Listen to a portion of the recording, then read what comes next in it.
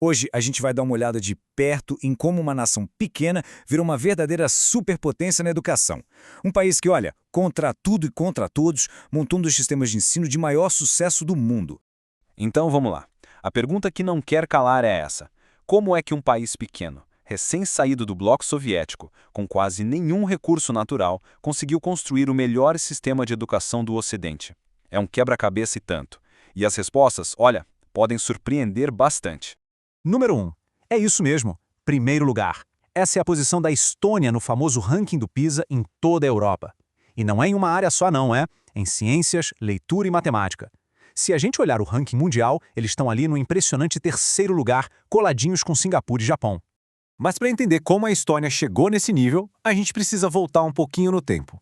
Lá para aquele momento crucial em que o país reconquistou a liberdade e tomou uma decisão. A educação ia ser o seu maior tesouro. E o mais incrível dessa história toda é que a revolução na educação veio antes da revolução política. Dá uma olhada nessa linha do tempo. Em 87, bem antes da independência, os professores já estavam na ativa exigindo um currículo novo, sem amarras ideológicas. E esse pioneirismo não parou por aí, não. Em 96, veio o projeto Salto do Tigre, que simplesmente digitalizou todas as escolas. Eles já estavam pensando no futuro lá na frente. E qual é o segredo? Bom, a ministra da Educação da Estônia, a Mailis Reps, resumiu tudo de forma perfeita. Ela disse que o sucesso tem 3 pilares. Primeiro, a sociedade valoriza a educação. Segundo, o acesso é para todo mundo e de graça. E o terceiro, que talvez seja o mais importante de todos, uma ampla autonomia. E é exatamente aqui que a gente chega no coração do modelo da Estônia. É o sistema que funciona na base da confiança e da liberdade. E essa liberdade não fica só lá em cima, no ministério, não. Ela desce para a sala de aula e, o que é fundamental, chega na mão das famílias. Pensa assim, o governo define o destino, o que os alunos precisam aprender.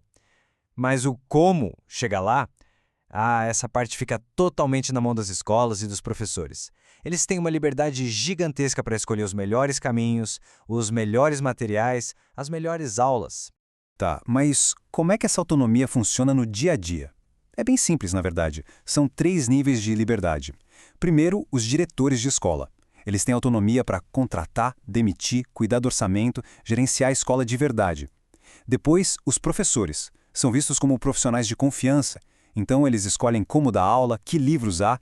E, por fim, a camada mais poderosa, as famílias, que têm o poder de escolher a melhor escola para os seus filhos.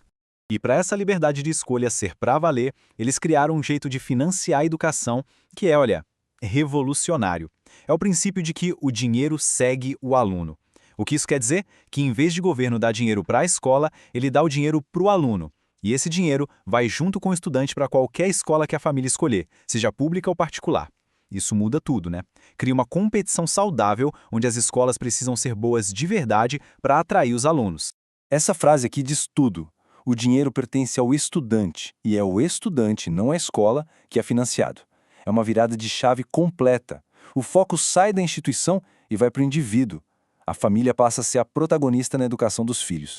Ok.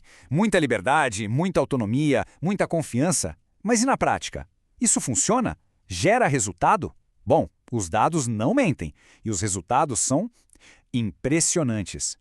E olha que interessante, o grande trunfo da Estônia nem são só as notas altíssimas no PISA. A maior vitória deles é como o sistema consegue fazer com que alunos de todas as classes sociais, de todas as origens, atinjam a excelência. A palavra-chave aqui é equidade. E se alguém duvida, esse gráfico aqui acaba com a discussão. Dá uma olhada nisso. A quantidade de alunos de famílias de baixa renda que chegam no topo, que têm um desempenho excelente, é quase 3 vezes maior na Estônia do que a média da OCDE. Isso é muito poderoso. Significa que lá, de onde a pessoa vem, não define para onde ela vai. Mas não é só dar a liberdade de escolha e pronto. Essa liberdade vem com uma rede de apoio muito forte para garantir que todo mundo tenha a mesma chance. Tem merenda de graça para todo mundo, livros e material escolar gratuitos, transporte, até acesso a psicólogo e fonoaudiólogo.